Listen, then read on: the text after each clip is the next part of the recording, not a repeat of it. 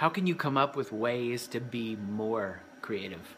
None of us have reached the edge of our abilities or ideas. We constantly can come up with new combinations, new ways to tap into resources, new things that we hadn't even imagined. I'm so inspired by people like Da Vinci throughout human history, people that have used skills to say, what was the thing that he did where he said, what does this color sound like? What does this color smell like? Where you're combining senses. So inspired by people like that because they've said, I give myself permission to not have to tap into the pressure around me that says I have to take this path, I have to do this thing, I have to make this look a certain way.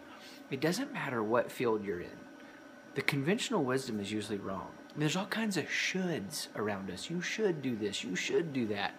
Lawyers go to law school now. When you used to could skip school, you didn't even have it, it didn't exist. You just took the test to become a lawyer.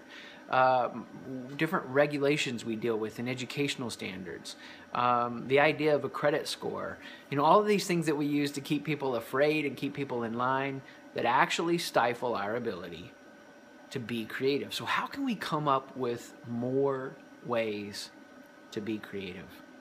It's recognizing the pressure that's around us and in us, the strong voice of tradition, the strong voice of the other, and these powerful voices in our lives wield pressure on us, and they shape us in certain ways.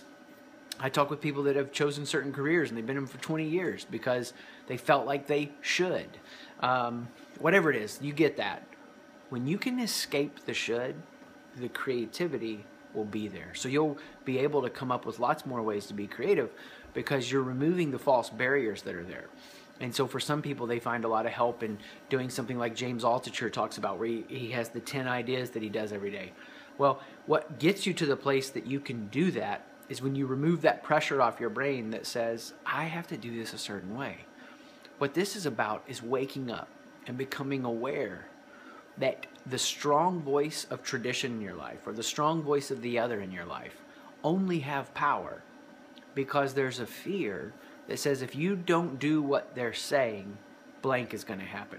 You're going to be left alone. You're not going to be able to take care of yourself.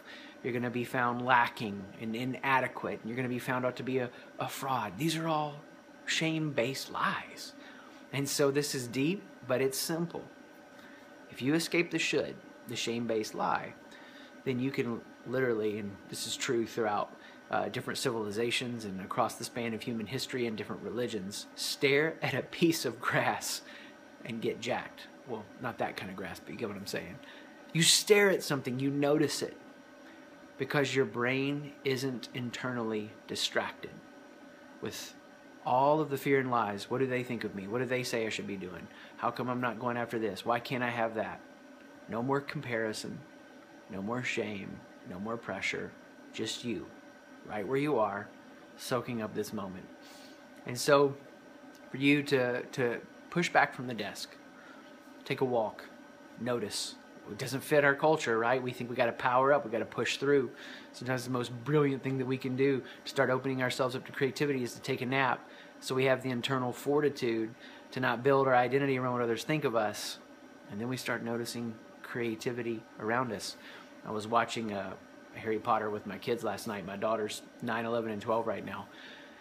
And it's hard because I get so many ideas. I'm not even trying to be creative, but I'm just so in the moment with them that I know I won't remember them, so I got to capture them.